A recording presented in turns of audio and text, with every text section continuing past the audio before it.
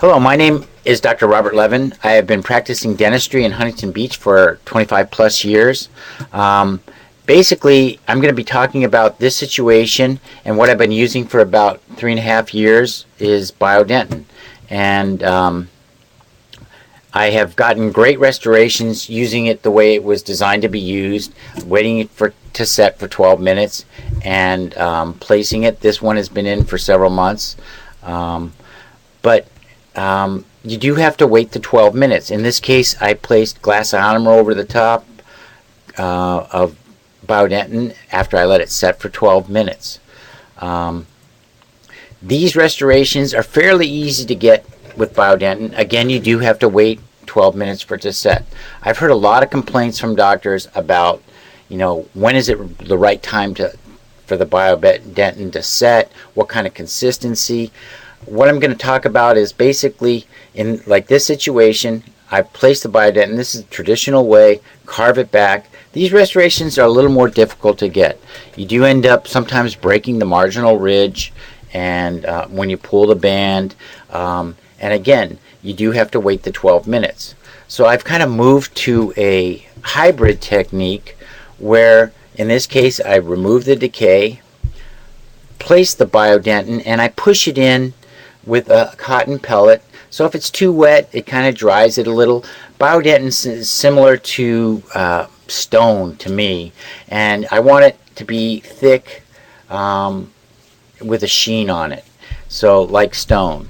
But anyways, this eliminates it. If it's too dry, you still push it in there. The consistency is not that important. So I push it in with a cotton pellet, and then you see it in the tooth. You do want to have some undercuts in there, and immediately, and I said immediately, I'm not waiting for the Biodentin to set.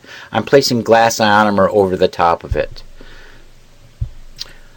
And here's another case. Again, I place the Biodentin. In this case, I'm using Chemrock. You can use Keetac, Chemrock, Fuji9, whatever you prefer as your glass ionomer. And basically, immediately placing the glass ionomer over the top of the Biodentin. You're not waiting for it to set, and then you're shaping your glass ionomer. What does that take? 5 minutes for the glass ionomer to set? It's very hard. You adjust the occlusion and move on. This is a case that I did, and I'm showing this case because I want to show I placed the Biodentin, and then I placed Fuji9, and you can see the Fuji9 on the top of the Biodentin. I've prepped this tooth. This is several weeks after. I had the sedative fill there, and you notice that the Fuji9 is stuck to the Biodentin. The Biodentin is very hard. I've prepped it. Biodentin is one of the only tricalcium silicates that you can use as a base, and the Fuji9 is also adequate strength for a base. So I don't have any need to remove any of that Fuji9 that's in the prep.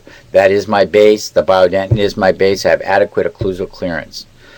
So this really simplifies and speeds up the amount of time that you're waiting for the Biodentin. You're not waiting for it.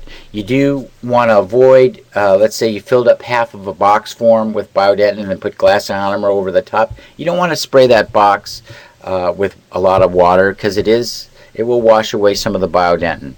At any rate, this is a great service. It will speed up the time that you have to wait for the Biodentin, and it's a great service that you can provide to your patients. And thank you very much. There's other material that you can read and see on Viva Learning on pulp capping procedures with Biodentin. And thank you again.